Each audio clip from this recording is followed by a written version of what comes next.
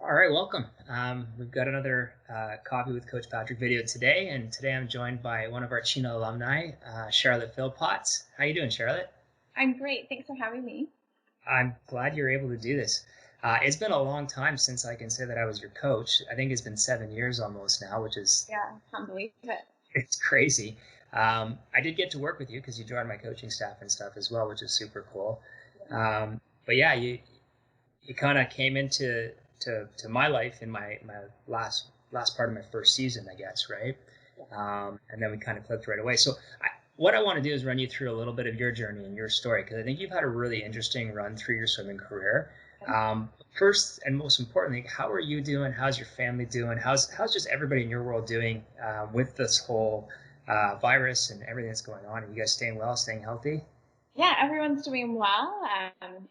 It's weird being kind of on lockdown, not allowed out. Yeah, definitely going out and getting some fresh air, which I think is really important to take care of yourself. And working from home now, so as a teacher, that's really weird. Not usual, but I everyone bet. in the family is healthy, so that's good. Good. I was going to say, you might not be aware of this, but in your swimming journey, do you know that you still hold 44 individual club records and 17 relay records with Chena Swim Club? I had no idea. And the neat thing about that is it's from every age group throughout your career at the club. So it goes all the way back to 10 and under, 11, 12, 13, 14, 15, 17 in our senior open records. So you're a swimmer that had success early on, and it's sustained throughout your career. And now every career goes through dips and peaks and valleys and all that good stuff. Um, and there's a lot of fun and a lot of heartache along the way. But even before that, where did you get started? Because you didn't just start with Chena Swim Club. So what was your starting point? What got you into swimming, and why did you join swimming in the first place? Well, I started swimming for cruisers, and I think I started when I was 7, so like in Division One. My mom signed me up for swimming because I was useless at everything else. Couldn't kick a soccer ball. Dance was not my forte, but swimming I kind of was able to be. I was natural at, I suppose. So I swam summer swimming until I was about 9 or 10, actually. Like, yeah, moved when I was 10 and under. And then, yeah, that was kind of how I got started. It was summer swimming, and then moved to China when I kind of wanted to take it a little bit further, the next step. So in the summer swimming now, I imagine you have three younger siblings and they all swam as well, right? Yeah. So when I started, I'm the oldest of my whole family, and I kind of got started. Then my two sisters joined, and then I had quite a younger brother, and he kind of grew up by the pool, watching us. Spent a lot of time in the car, driving from pool to pool.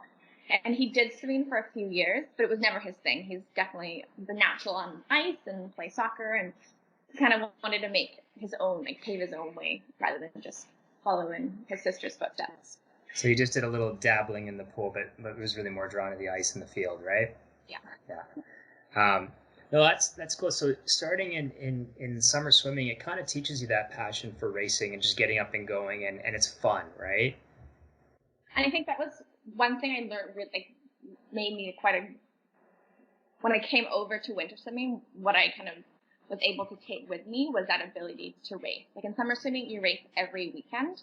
It's a lot of racing and a lot of competing, and I'm quite competitive. So that was really, benefited me quite a bit. And then coming into winter swimming, we don't race every weekend, but I was able to take what I learned from racing every weekend into each competition, which I think is something that summer swimming kind of teaches the swimmers quite well.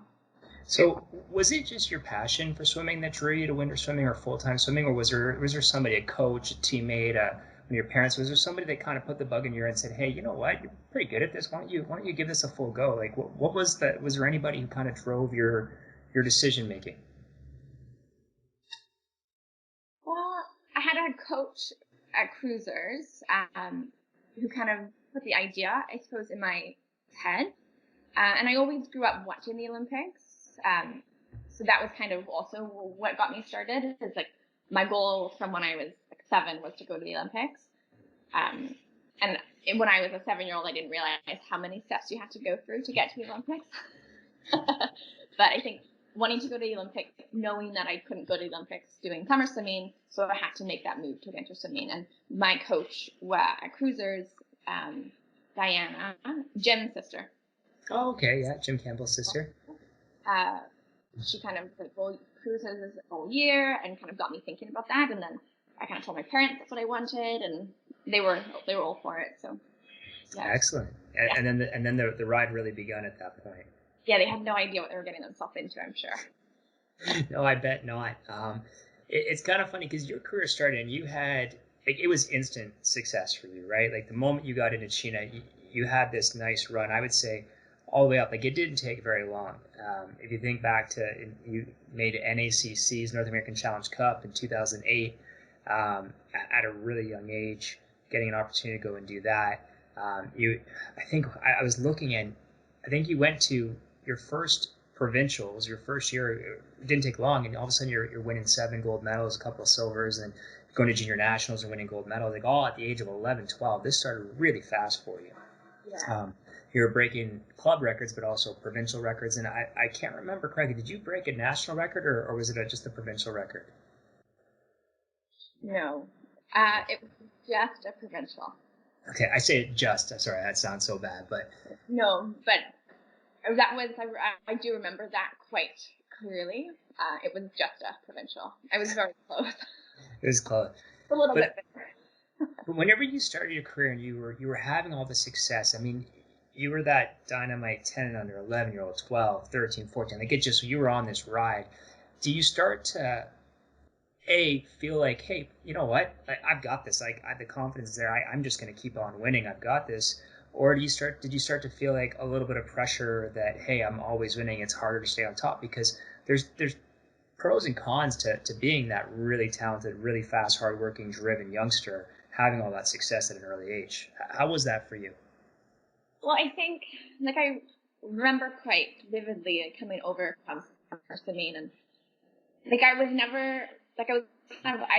think of myself as quite lucky. Like I was naturally quite good at swimming from a young age. Like I didn't really have to work for it. And Kelly was my first coach, and she would always try and push me and push me and push me. And I was never someone who could train. Whereas I think one of my good friends, Melissa, she was such a good trainer, and she would kick me my butt in the pool at practice every day. And Kelly would be like, "You need to train like Melissa." And I'd be like, "I just can't." And then if I think being quite like it came easy to me, and then all of a sudden it didn't. So that was difficult. I think that was difficult. And then because I was quite confident, and then I started winning all these events and these races, and I didn't really, when I was 13, I think 13 was probably my peak year. I didn't really have any pressure on myself. I didn't feel like I had pressure from anybody else. I kind of just got up and did my thing, and it didn't really matter what other people thought. And then when I was 14, I don't know what it was, but something switched in my brain, and I started feeling like other people were putting pressure on me, that there was this expectation that I had to perform to a certain standard. And whether or not that pressure actually did exist, I don't know. But that's something that I felt. And that's kind of when I think my swimming kind of changed for me. I was no longer the calm, confident 13-year-old. And I kind of was worried about what other people were thinking of me. If I had a bad race, what were other people saying about me? And that I think that changed my swimming kind of moving forward. But yeah, so. It's interesting. So you touched on a few things that I find fascinating, because these are, you know me, I'm all about patterns and trends and and watching everything and overanalyzing everything. So you've gotten to know that by swimming for me, so you get that part of me. But that's a really interesting time period, because around 12, 13, and that's usually when I see it for athletes, but predominantly with female athletes, is that's in BC, you start high school in grade 8. And that's a tough transition period, right? Because you're 13 years old and you're in high school, and there's 17 and 18-year-olds, and it's just a big range. The other thing, too, being a fast young swimmer, you were in a senior group, and it was interesting for you because the 07-08 season, you had tons of success. You dominated at provincials, you won gold medals at juniors, you went to North American Challenge Cup. And that year, you happened to be among a really, really talented group of female swimmers at CHENA Swim Club. Those older girls were fantastic, and you had really good people to chase or look up to, right? And then everything was rolling well, and that rolled really well into your 08-09 season. You had another strong season, another strong showing, but yeah, things started to get a little bit tougher. But the things changed pretty dramatically at that point at CHENA Swim Club. So right after the 08-09 season, the head coach at the time, Chad Webb, got offered the head coaching job at UBC, but it was late. I think it was like August, September, and you were really stuck in a bind, right? And the club was stuck in a bind, and you had to make a tough decision. So you made the decision to, okay, I'm going to do what a lot of swimmers were doing, a lot of swimmers at the time, and you made a switch over to the Otters because they had a little bit more stability at the time. They had a coach who'd been there and had worked with high-level athletes, so a bit of a comfort move. And you made that switch. And how was that, leaving the club that you'd always been with and going and being involved in a new club and some new teammates? Like, that's, other swimmers go through that. It's a bit tough. Like, how was that for you? I think it was a difficult decision to make. It was not something that came lightly, and my parents were very involved with CHENA. Like, CHENA was kind of like my second family. I spent more time with my CHENA siblings than I did with actually my real siblings, and all my friends were swimmers.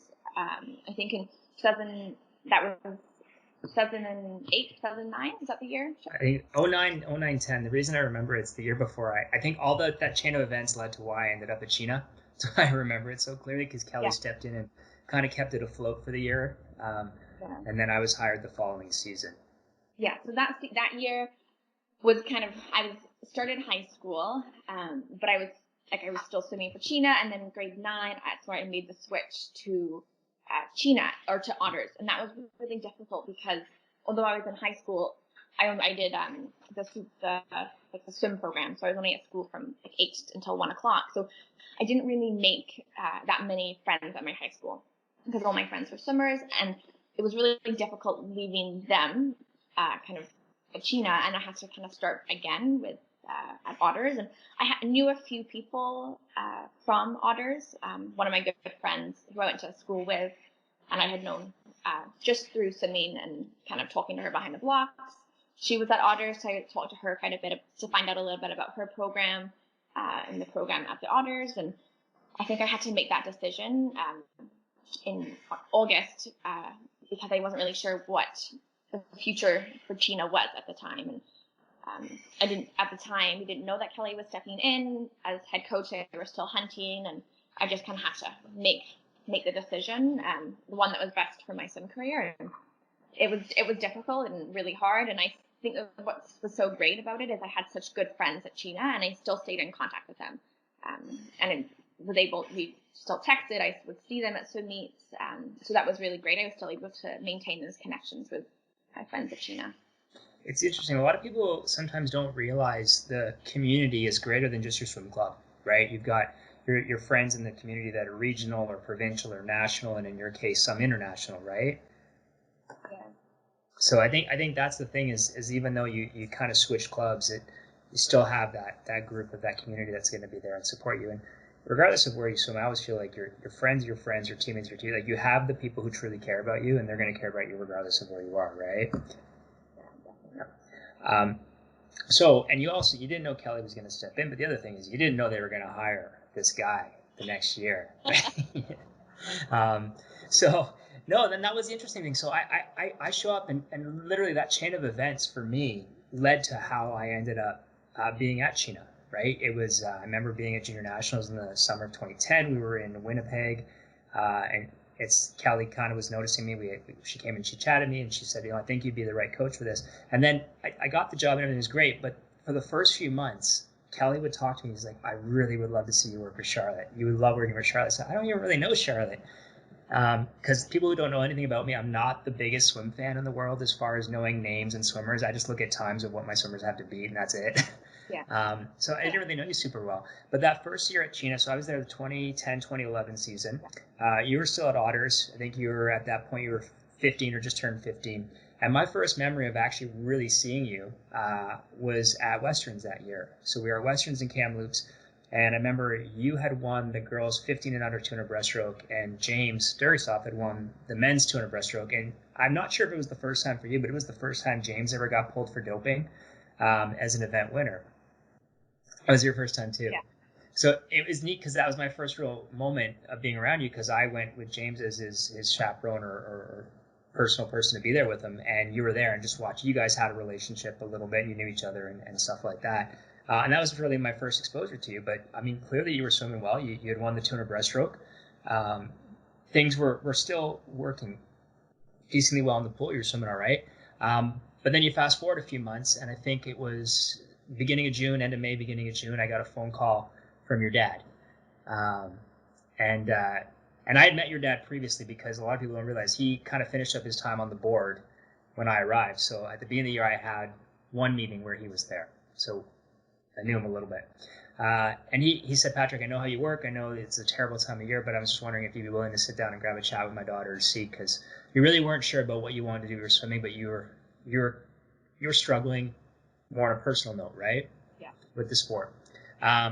So I agreed to sit down with you, and I grabbed a chat with you and your mom, and credit to your mom, she let us have that conversation. I think we must have talked in the Starbucks for almost an hour, if I'm not mistaken. At least. Yeah, it was the one on 29th. Yeah, that's right. Yeah. And those who don't know me, like you were 15, but I still put you through the ringer. I asked you tough questions. I said, like, what are you going to bring to the club? What kind of teammate are you going to be? Why do you want to swim with us? Like, why do you want to work with me? What are your goals? And I really put you through the ringer. And I don't know if I ever told you this, but the reason I put you through the ringer, because how you answered those questions, I knew within 5 minutes I was going to say yes, based on how you're handling that, because you showed maturity. But I was just so impressed that I kept the rest of the hour. Yeah, I give you tons of credit. That's why I was enjoying it. That was me geeking out, saying this is a cool kid. I'm going to get to know her pretty well. I was so nervous for that conversation. So my dad had kind of said, like, this is like, he's giving you a chance here. Like, basically it said, like, don't mess it up. I wasn't really sure what to do. So I was so nervous for that meeting. I remember it quite vividly. My mom had to give me like a pump up talk in the car and all that. Well, I don't know if I ever told you this, but even before I walked into the meeting, I knew I was going to say yes, because I had talked with Melissa Jung and Adam Holm, and I said, "Tell me about Charlotte. What do you think, or is she a good fit?" They said, "Awesome swimmer, awesome teammate, great attitude. You're going to love coaching her." I was like, "All right, good enough for me." But I still thought, "Oh, let's make her work for it a little bit." So how are you feeling at that time, right? Because I think that's a really normal thing for young people to go through. And I'm going to kind of go gender specific a bit, because I find most female athletes are going to hit a rough patch somewhere between 12 and 15 or 16. For the guys, it happens a little bit later, but it's almost the same. It's just they're a little older, I find, when they go through it. So that was like, you're 15, you were turning 16 at the end of November, and you had a lot of success. You'd even had success that season, but the girl I met wasn't confident. She was struggling. You weren't sure if you wanted to keep swimming. And can you just tell me what you were feeling at that time? Because I think a lot of swimmers go through that.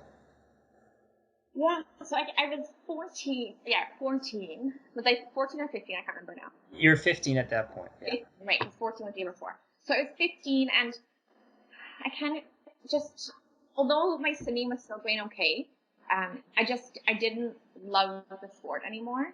And I think that's the biggest factor for me, is that if I wasn't loving it anymore, something was wrong, because I loved it so much. Like, I loved summer swimming. I loved swimming so much. And it's hard to do something for so many hours a week if you don't love it. And I wasn't loving it. I wasn't having fun. I was not wanting to go to swim practices. And I needed a change, kind of just to look after myself. And I knew that I wasn't ready to stop, but I knew that I couldn't continue where I was. And I kind of I just made the decision pretty abruptly that I was like, I can't do this. I need a change. And for me, coming back to CHENA was like kind of my number one. I still had friends there. I had heard good things about you from my friends who I was swimming with. Nice. And I think that was kind of what made me make the rash decision to just, because I quit in the middle of the season in May. it wasn't, I kind of didn't really tell anybody.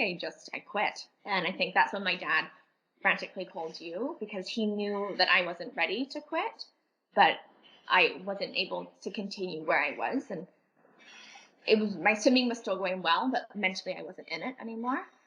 So I needed kind of a change of scenery. So yeah, I was really lucky that you said yes.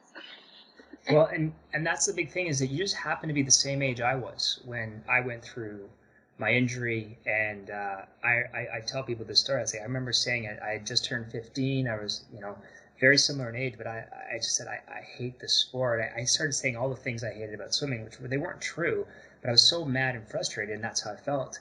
And when I sat with you and I met with you, I was like, she doesn't hate swimming. And you had a teammate who was the same age Adam Holm was going through the same thing. He didn't hate swimming, but for some reason it had changed, right?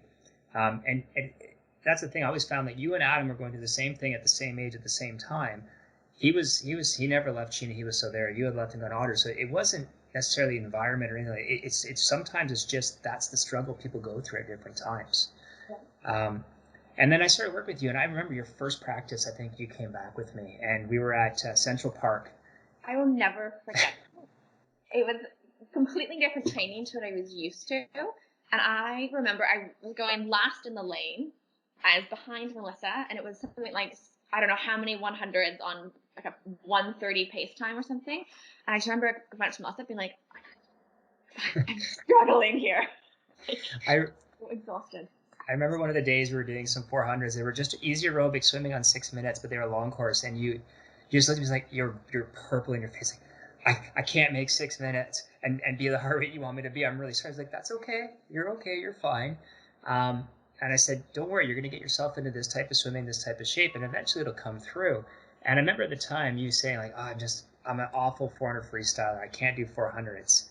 And it wasn't a priority, but we made a little side priority that we're going to get you really good at the 400 free. And I think it finally got to the point where at a provincials you went an even split 420, like 210, 420, 400 free. The provincials in Surrey, I think they were in. I think they were in Surrey, yeah. Yeah, I do remember that. That was like a big accomplishment to do it even split, because I would not have done that the year I moved back to CHENA, for sure. No, it was really cool, and that's a testament to you putting in the time and just coming back. And not that you were okay with it, but what you did really well is you accepted that there was going to be some struggles. And I think I remember the conversation you and I had. And I don't remember exactly when it was, but I know it was early on in the time working together. And I remember us talking, and we were lucky. We clicked right away. Like, that was the neat thing about you and I, coach swimmers, that we just clicked right away. And within the first week, it felt like we've been working together for years. So that was really helpful. And then because I was named to the boys 13, 14 age group, and you had made the girls 15, 16 age group for NACCs, we got to go and travel to Mexico and do that trip together, even though I wasn't your group coach. But that just helped us kind of grow and develop our relationship, which really set up well for the next 2 years of high school, right? But do you remember the conversation we had? And I remember saying, like, listen, because you used to always talk, was like, well, other coaches or other swimmers and other people are going to think this and they're going to think that, or what if people think I'm not good or I'm washed up, and the negative things. And I think I remember saying, and I looked at you and said, we have to have the same deal. Like, it doesn't matter what anybody thinks except for you and I, and only you and I matter for what we think about your swimming, and you need to go through the process the right way, and then you'll have the last laugh. Yeah, I do remember. And I think that was my biggest, like, when I moved over to CHENA, I think a few things kind of really worked in my favor is that we clicked. I think we clicked because we both had like a very open and honest relationship. Like, you kind of would tell me as it was, and I was like, okay, it is what it is. I think that really helped. And then going to Mexico, we were able to kind of really, it was different because we were able to travel. You weren't my coach there, but you were still there, and I was kind of not in the best place mentally, but it was kind of reassuring to know I had my coach there. And I just remember you being like, it doesn't matter what anybody thinks. And that was kind of a big thing I had to overcome, is like, it doesn't actually matter what other people think. And I think that maybe I'm generalizing here, but I think that's a thing that girls in particular probably kind of go through, is worrying too much about what other people think. Whether it's swimming, maybe it's not, maybe it's socially. I think that it doesn't actually matter what people think. And it took me a long time to realize that, and to kind of to accept that. It only matters what I think and what I do, and what I guess you as my coach, how you thought I was doing. So. Well, it's cool because I think we both learned from that. And I always say that my first 3-4 years at CHENA had a lot of really good theories, and I was trying real hard, but it wasn't proven stuff. Whereas now on year 10, like I've got this on lockdown as far as what we're doing, our models and everything like that. But going through that period of time with you in my first year at CHENA, second year at CHENA, like that time frame, and being my third year as a head coach by your second year back with me, um, I learned that there was a lot of things that we worry about and we think about. And when you get good, all of a sudden you have all this unwanted attention, right? Everyone knows your name. Everyone pats you on the back. Everyone wants to shake your hand, right? And as soon as you have a rough swim, it's like they want to quickly throw you on the scrap heap as being washed up. So I learned a lot about how athletes go through that. And I think that's helped me quite a bit with my athletes now. Because unfortunately, it's not a unique story, right? Like a lot of male and female swimmers go through that. But I think girls predominantly because they get fast at a younger age and they get that attention. And did you ever? I always feel like I don't want to say it because I want to ask you how you felt. But did you ever feel like some of your personal self-worth was attached to your success as a swimmer? Yeah, I definitely did. I think so. When I was 13, I was kind of like, as I said earlier, like the peak of my swimming career. And for the next 2 years, I made NACCs when I was 15, but I missed. I really desperately wanted to make a team when I was 14, and I didn't make it. And to be honest, I can't even remember the team now. But I had a few kind of upsets where I didn't do or accomplish my goal, and I think that I took that really quite hard, and I kind of, if I wasn't achieving my goal anymore, like I wasn't the swimmer I used to be, and then the mental cycle of like, oh, if I can't do this, I'm not as good. Oh, what are people gonna think? And all that. It was a quick, steady spiral downwards from there. And I think I kind of came to that realization the most though when I stopped swimming completely when I was in university. I kind of was no longer Charlotte the swimmer. I was Charlotte, and like, what does that actually look like? Because I had given my whole life to the sport.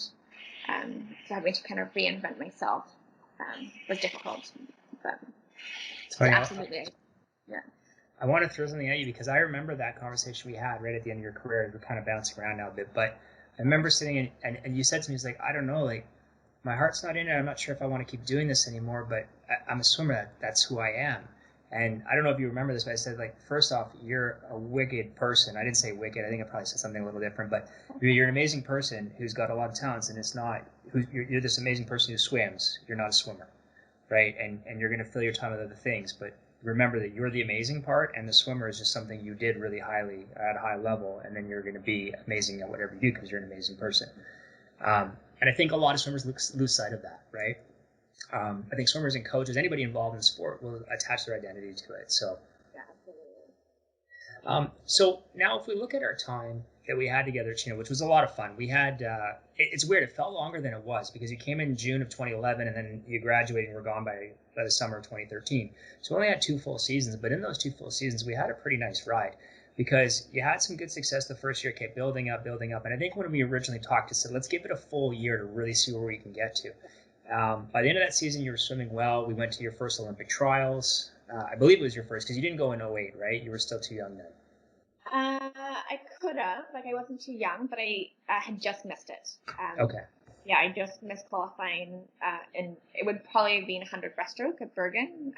Yeah, I just missed it. So 2012 was my first Olympic trial. And that was a neat group for our first time because I think it was Adam Holm, James Durgasoff, Rob Hill, Mel Jung, you, and then we had Mike Deering as the paraswimmer. So we had that young group. We always jokingly say they were way too early for the prom. So young group, great morning swims, just missed some finals. We got to go and support Mike every night in his Paralympic finals, right? But that was a unique kind of group and squad of all the youth that were there. And then Daryl, who was there as a coach, who was actually a finalist at the 08 trials, their coaching. And that was a nice ride. And we ended up going through that season. We had a good solid finish to the summer. A busy summer. I think we did nationals in Edmonton, then drove to Calgary for juniors, and then you had to go back. You and James went back up to Edmonton for North American Challenge Cup. Yeah. And by the end of that, you were pretty fried. But I felt like at that point we were ready to have that big final year, and that sets up your grade 12 year. And I'll never forget this because we had a really good fall. Everything was leading in nicely. We went down to Oregon for the Bergen meet, which doesn't happen anymore, which is too bad. But I remember that Bergen meet in December 2012, and it was just like, it was like your coming out party again. It was like Charlotte 2.0, right? And really special news. Yeah, it was definitely like, I remember I was giving myself a year of kind of different training style, and I don't think I'd ever been in as good shape as I was going into Bergen. And there's two races that stand out to me: the 200 breast and the 200 IM.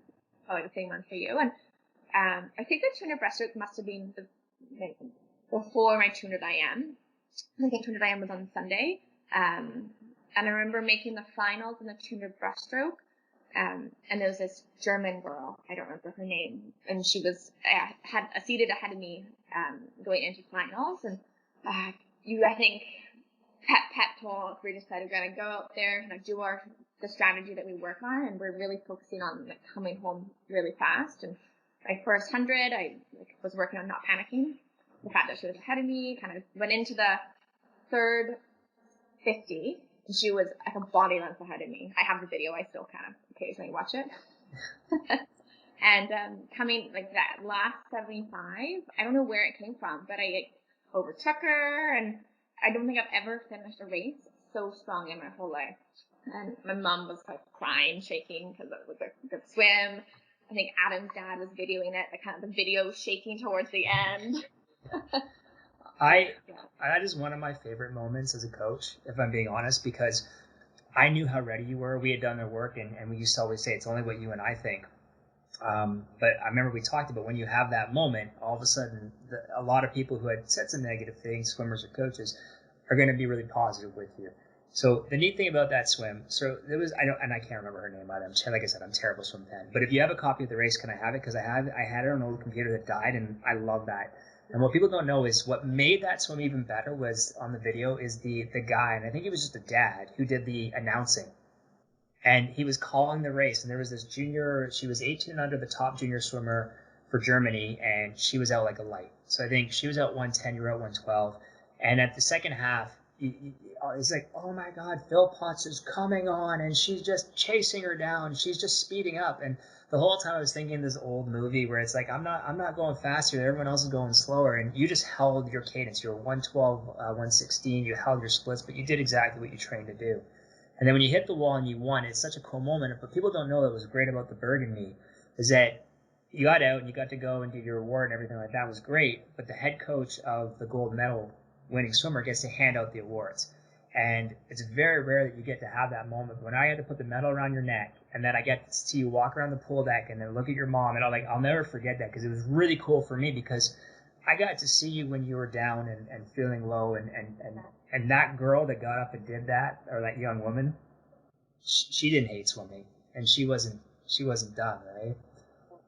I think it was super special having you give me that medal, but I think what I remember the most from that meet was that was the first time since I was probably like 13, 14, where like I didn't get in my head. Like I could have easily have freaked out that she was a body and a length ahead of me going into that second 100, but I didn't. I trusted myself, and I trusted the work I'd put in. I think that was kind of the most, like looking back at it now, like that was kind of a huge accomplishment to not get into my head and to freak myself out. And I think that was one of the biggest lessons I learned from that race. Absolutely. Well, and that carried off pretty well. I mean, you had a good fall in the sense, and this kind of goes through, we went through the season and you had trials, and the trials in 2013 were a bit of a struggle for a completely different reason, not for you as a swimmer. And you didn't swim as fast as I think we both knew you could have because there was a lot of things distracting. We're going to get into that in a second. But you swam fast enough. You made the Canada Games team, and it was neat because I think there was 5 or 6 CHENA swimmers on that Canada Games team, so you got to go with a lot of your teammates and your friends. I think Mel was a first-year swimmer at UBC, and she was also on that team. Yeah, she was. So you got to connect with her a little bit. And then it progressed towards the summer where we were going to finish up. But this is kind of jumping around a little bit, but it all fits. Is in the fall, you did your diligence. So the first year, trying to get this right. So your grade 11 year, you did all your diligence really well as far as choosing your schools, looking at your recruiting trips. You narrowed it down to 5, and we did that process you shared with me. We did it together quite a bit, but you really did it well. And I think you set the example of what I try to tell swimmers to do now about going through the process. And you had done your trips and your visits. We had some coaches come up and visit, practice, and watch. But at the end, you chose Florida State, and you had a good vibe, a good feel. You went, and you had looked at other schools like Boise State, Alabama. I'm going to miss some of them, but you're basically looking at a lot of good schools. Yeah. And you were really happy. Everything was good. It was all locked up and set. But then as we went into trials, you found out your parents or your dad got a job. They were moving to Ottawa, moving from BC. And we found out that the coach that recruited you was let go by Florida State. Yeah. Yeah. I think, and that happened like within like 2 weeks. I think we found out my dad we were going to move to Ottawa, and that kind of messed with me a little bit, but I was excited to be going to Florida State. So it didn't actually really affect me. Kind of, it made it a little bit easier because I could get home to Ottawa a little bit easier. But I found out that the coach who I had signed my letter of intent with was like let go in the middle of nationals, the trials. And I remember it was in Victoria, walking down the stairs to the deck, like to the deck, and had this phone call like from Florida. I was like, that's weird. Like, why are they calling me? So I answered the phone, and that's where I kind of found out that everything had changed and all that. And it really kind of got in my head. And I remember having this big long discussion with you about it, and we tried to put it aside. But I think it really did kind of mess with me a little bit going into that trials. Yeah, it threw you for a loop, and it would throw everybody for a loop. I mean, people have to understand is you're 17 years old. You're a senior in high school, and you're 17 years old, and you had gone through all this work to do the right thing and make the right choice, and you did all that, and then the rug got kind of pulled out from under you. And you still swam pretty well at trials, but we know that you weren't in a mental place to be as good as you could have been, right? And then all these things, we went through the summer and got ready for the summer, I should say. And we ended up having a really good summer nationals. So with that team, the Canada Games team wasn't allowed to compete at juniors. So we did senior nationals in, I think it was Montreal. I'm pretty sure we were in Montreal for that. It wasn't the outdoor pool. It was the indoor pool. I think it was hosted in Claude Robillard. I think it was the Camos pool or something like that. Yeah. So we went and you swam. You had a phenomenal meet. I think you were all best times, and you just narrowly missed the podium in the 50 fly. I think you were like 27:54, and it was like 27:53, something silly like that. But you swam great. But a lot of people don't realize at that time you were also dealing with like lower back and hip pain, right? There was a lot of that going on, and I think you had. Sorry. And shoulder injury. And it was a lot of stuff that we'd managed to kind of keep from flaring up too much, but it's stuff that kind of built up when you were just younger, and you kind of, it happens as swimmers, you go through physical changes, and all of a sudden it's the wear and tear on your body. And then the emotional state of like, it's now late in the summer with Canada Games, and your family's now in Ottawa, and your coach, and you're going through a lot, so you had to make the tough decision to scratch out of Canada Games. You were there, you did the pre-competition camp, but it just got to the point where I remember I was there and you were in tears and you said, I can't compete. I physically want to make sure I'm ready to go next year, and I'm hurting right now. That must have been really hard for you to make that decision. It was. I remember it quite vividly. We didn't compete at junior nationals, but because we went and did the staging camp, and I was with Melissa, who is like I'm still really good friends with, and I remember just basically crying myself to sleep every night because I was rooming with her, just because I wasn't there like mentally. It was a lot, and I don't think that I realized at the time when I found out my family was relocating, what I thought Florida State was going to look like wasn't actually what it was going to look like, and then graduating high school, there was so much change. And I feel like it all kind of hit me at Canada Games when I was like, wow, like I don't actually have like a home anymore to go to. We have to move to Vancouver. The house I grew up in was no longer our house. My friends I had from high school, like I don't know when I was going to see them. Like I was leaving CHENA, and I had no intentions of going back because my family was in Ottawa, and it just kind of it hit me in kind of one go, and it was a lot for a 17-year-old to kind of have to digest. And it was kind of scary. A lot of uncertain kind of factors at play. Mm-hmm. It was a hard decision. No, I won't name any names. I remember there was a swimming person that had said, well, Patrick, you need to tell her she needs to race and she needs to tough it out and go. And I said, no, I'm not going to do that. I said, she needs to listen to her heart and trust her feelings, and she needs to be supported in how she's feeling. So if you're looking for somebody to tell her what she has to do, you got the wrong guy. And I just refused to do that because I wanted you to swim. I think I said it to you once. I said, I really would love to see you tough it through and swim, but if you don't feel like you can, then I'm going to support you in not swimming. Because at the end of the day, it's your swimming and it's your career, right?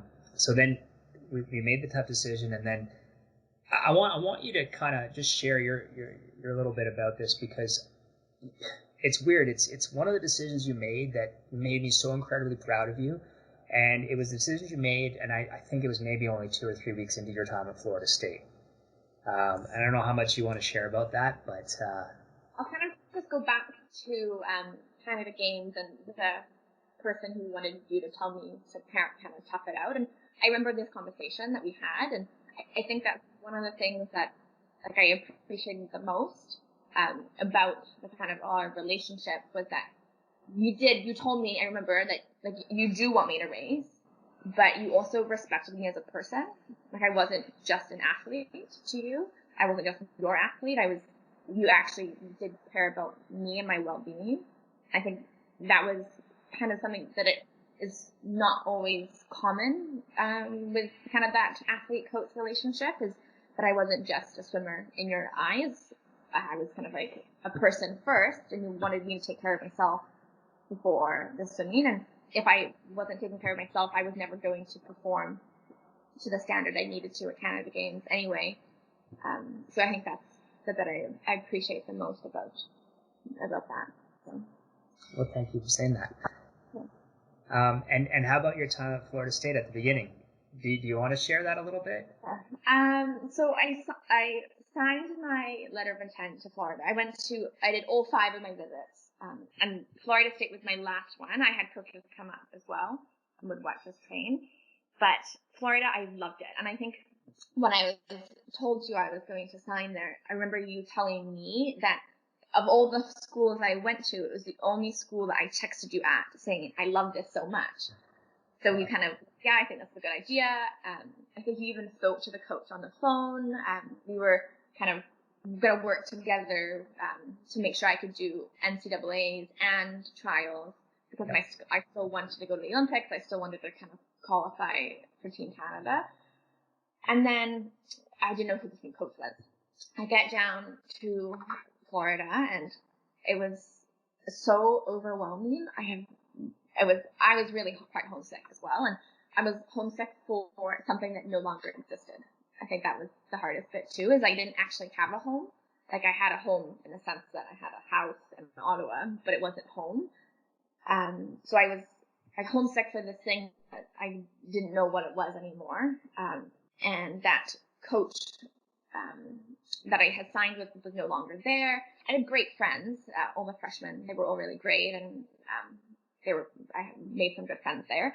But the training was different. The coach didn't even know my name.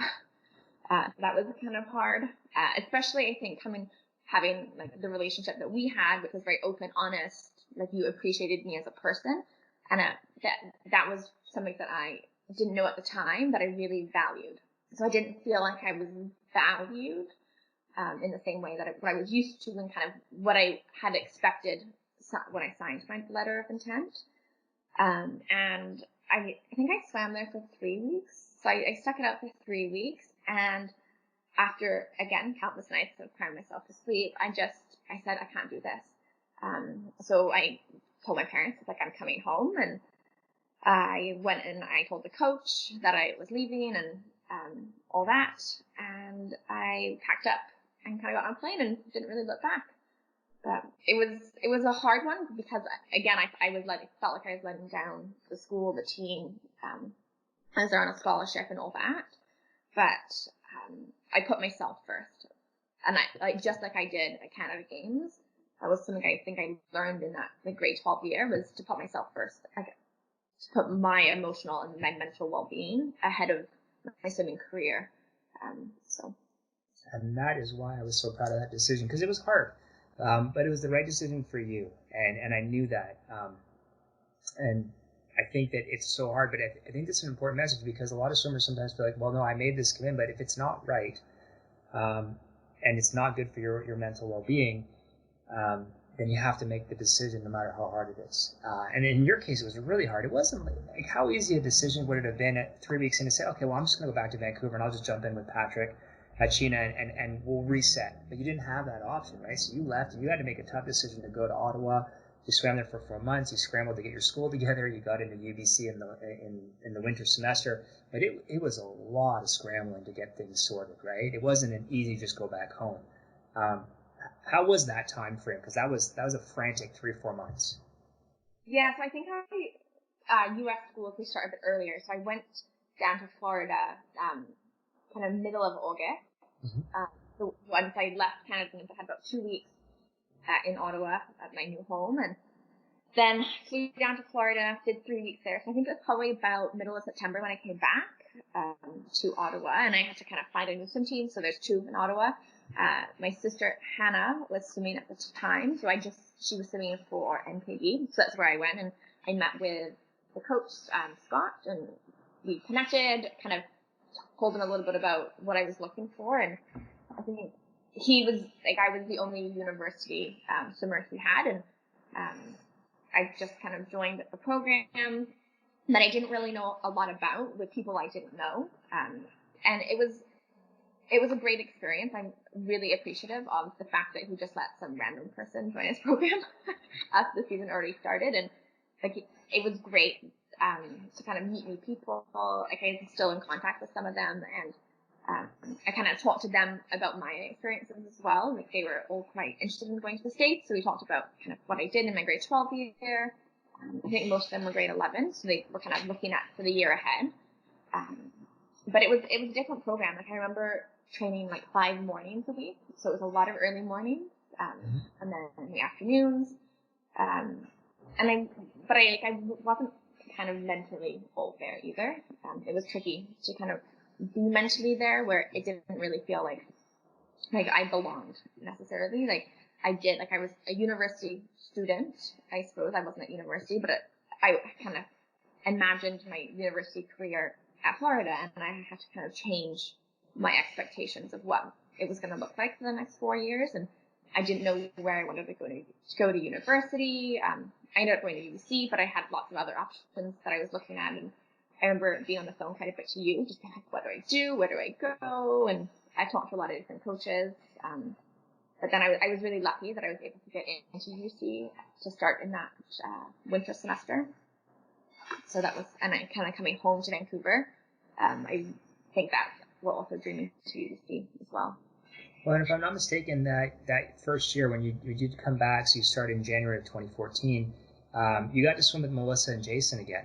I think that they were on the UBC varsity team at the time, so it was nice to kind of reconnect with some teammates and have that experience. And so, if I'm not mistaken, you only kind of did that one season, right? You came back and you got into the winter, and then it was the fall of 2014, or I guess the summer, going into the fall, you went and represented Canada on the Pan Am Festival thing, and you got to race for Canada one more time.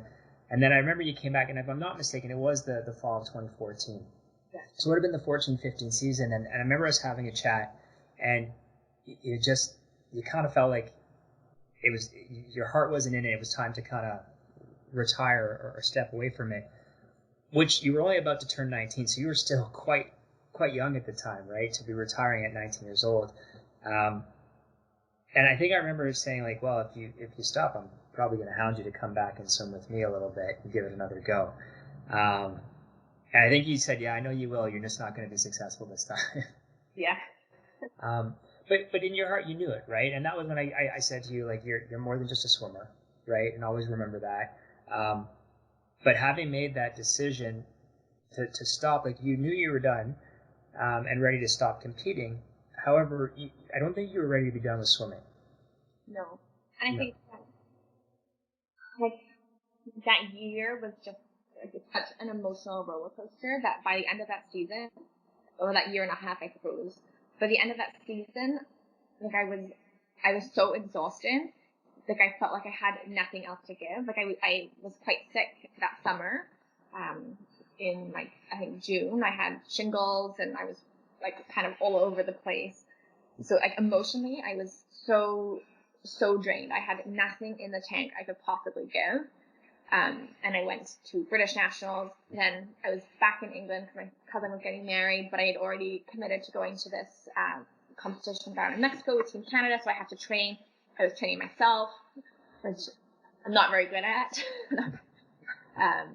And then I think in my head, I had decided before I had told anybody else that Mexico was going to be my last meet.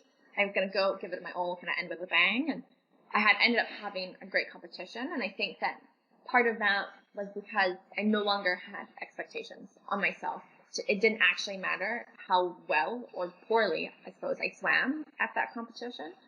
Obviously, I wanted to swim as well as I could have. But because I no longer had expectations for myself, and at this point, I knew this was going to be my last meet, that it didn't actually matter what other people thought or if I swam well, if I didn't. I actually ended up having one of, like, probably the best meet of the season in Mexico. And then I came back and I was doing for UBC, and I told Steve, the coach at the time, that I needed to take a break. I needed to have my summer. I needed 2 weeks off to kind of think about it, to kind of regenerate some steam. And then at the end of that 2 weeks, I just didn't come back. I kind of made that decision that I needed to kind of move along from the sport and focus on school, but I wasn't ready to stop. And I wasn't really sure what that was going to look like. So now I'm getting my timeline mixed up, but I know I was coaching. Maybe you have the timeline. Oh, I do. I remember all this stuff. Don't ask me to remember birth dates, but I remember all this stuff. No, you kind of got through that year, and that was the 14-15 season. And then 15-16, you came back. You were still going to school, but you came back and did some coaching with our junior whites, our really young guys. And then the following year, in the 16-17 season, you coached our top junior group, our junior green guys. And the interesting thing about that is there are so many swimmers from that junior green group right now that have broken, like Rohan Mount Stevens, I think, broke 6 or 7 club records. And those boys that you all coach are part of relay club records now that they just broke the 13-14. And they're all swimming really, really well. And you did a great job coaching them that 1 year in junior green. And you had those 2 years. But I remember you saying to me at the time it gave you a little bit more of that coming back home to CHENA Swim Club one more time, this time as a coach. It just gave you that a bit of closure on your swimming and coaching career. However, I really wanted you to keep coaching. A lot of people don't realize how you are an amazing coach. You're so good at it. But you've taken your ability and passion for teaching into the actual field of teaching. So I'm just curious, like, how was it with those 2 years coming back and working as a coach and being a part of it that way, and also being on deck with me and seeing some of your teammates that you had swam with, and then how that led you into what you're doing now, which I think is super cool. So I think when I stopped swimming, I kind of took the rest of that year to myself, and I think that was a huge growing, or like, I guess, learning curve for myself. Is I struggled a lot once I had kind of made that decision to stop, and I kind of touched on it earlier. I was no longer Charlotte the swimmer. I had to figure out who I was, like, as a person. Like, all my friends growing up knew me as Charlotte, the person who spent way too long at the pool and didn't really have much other have a social life. But all my friends were still swimmers. I went to UBC. My friends were swimmers. I didn't know anybody else at UBC at all. So it was difficult. I still lived with swimmers at the time. So I was still kind of connected to the swim team.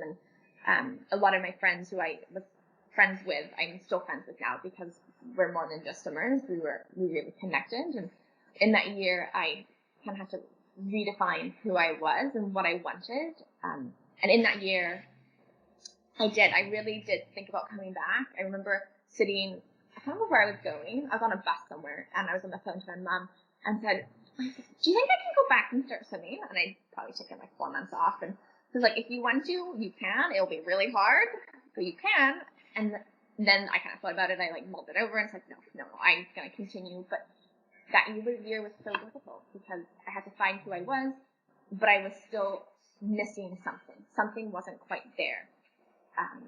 And then I moved back home for my third year of university, I think it was, and I started coaching for CHENA, and I think that kind of gave me the bit that I was missing in my life. Like I was no longer thought of myself as the swimmer, that I wasn't ready to kind of say goodbye to the swimming world and the swimming community. And even though I had left CHENA for 2 years, like CHENA was like my family really, and like I felt like very connected to the swim club as a whole, and they gave me so much growing up. Like they're such a big part of my life, or CHENA was, and coming back to be able to coach, I started with the junior whites, and then I coached junior green, really kind of gave me that closure that I was kind of looking for and kind of maybe emotionally and mentally needed to say goodbye to the sport. So yeah, and coaching the junior greens was so fun. That was kind of, I remember going into my second year of coaching, and you kind of said, like, well, what are you looking for this year? And I kind of said, like, I want to coach like some older, like the older kids, and like not old, but older, because I still like the young ones. And I think that kind of taught me a lot about what I now use in the classroom as I teach. I teach grade 3 at the moment, so kind of the same age as I was coaching in that last year. And I think I used a lot of the things that you taught me when I was swimming for you, is to respect them as people. They're not just a swimmer, and to have that open and honest relationship. And I remember we would joke around when I was a swimmer, and I would try and kind of bring that kind of fun and light atmosphere into my group that I was coaching, and always trying to always have fun. I mean, you got to work hard, but you might as well enjoy it. And I take those kind of qualities into now my teaching, and to have honest and open conversations, and to kind of keep it fun as much as you can. And there's a time and place to be serious, but yeah, I think, yeah, that's kind of what I think. Well, and it's funny, I have this saying that I use so much now, and I start every year with it. I must say it 100 times a year. I'm sure the athletes are sick of me saying it, but I say, guys, if you look up and down through the swimming rule book, you'll never say anywhere that says working hard means you can't have fun, right? And it's like you can work your tail off and still laugh and joke and smile. And I remember whenever you guys were in my group those first couple of years that I was at CHENA, you guys would bait me into story time with Patrick and all that stuff, and you could always get me going. But it was fun, and we had fun traveling together. We had fun training together as a group. Doesn't mean there wasn't moments where we got heated, or you don't have those debates. But it's always like the rule we had is that never leave the pool angry, right? We can have it out, and I'm not always going to say something that you're going to like, and you're not always going to say something I'm going to like, but we can have that conversation and respect one another. And I think that that's something that we managed to do very, very early on. I'm going to tell one story that I have to tell just because I got you here. And I think you know which one I'm going to tell. So you were coming into the pool. I think there was 4 or 5 of you guys that come from Sentinel. And I think you guys had something go on at school, or you guys had left and they had like a fire alarm or something like that. And there was a group of 5 of you there. And I remember the group chat. I don't remember who was saying what, to be perfectly honest on that. But it's like, well, let's just text Patrick and say that we were stuck at a fire alarm at school. But I had walked in behind you guys and I leaned and I was like, that's a great liar. How about we just go to practice and swim right now? I would. And I'll remember all of you guys looked mortified, but Adam just turned and started walking. He just walked right to the pool. He said, I'm out of here. And I always thought that was pretty funny. And then you guys all looked pretty sheepish that day. I remember that. I must have been in grade 11. Yeah, I think it was like my first year. Yeah, it was grade 11. Yeah, I remember that. It was so funny. It was just the timing of it all. And it's like, oh, they probably don't know that I'm standing right behind them right now. No, definitely. So, Trot, thank you so much for doing this and for sharing your story. I really appreciate it. I know when I asked you, you said, well, I don't know if I really have much of a story. And the truth is you have a really interesting story, and you've had quite a crazy journey in your swim career. I mean, it's stuff that's going to carry you through life. And I just think there's a lot of swimmers and a lot of people out there that can relate to what you're doing or what you went through. And now with teaching, and I know you're affecting a lot of lives with what you're doing and teaching young people. So thank you for sharing your story. Thank you for everything you've given to the swimming community and to our club. And I really appreciate you doing this. Of course. It's good to share my story, and it kind of brought up a lot of memories that I necessarily think about. And swimming was such a big part of my life, and now I've kind of removed myself from that swimming world. But I occasionally will still go on and check results and all that, and I still know people who are swimming for CHENA and who are family friends. So I'm still kind of got some of my toes still in the swimming world, but kind of now I'm no longer in the swimming world. It's nice to come back occasionally. Well, you're always going to be part of our CHENA family, and thank you. I really appreciate your time and I appreciate you sharing. Oh, thanks for having me. All right. Well, you take care of yourself. Stay healthy. Stay well. And hopefully we'll be out of our isolation soon enough. I hope so. All right. Take care, Charlotte. Bye.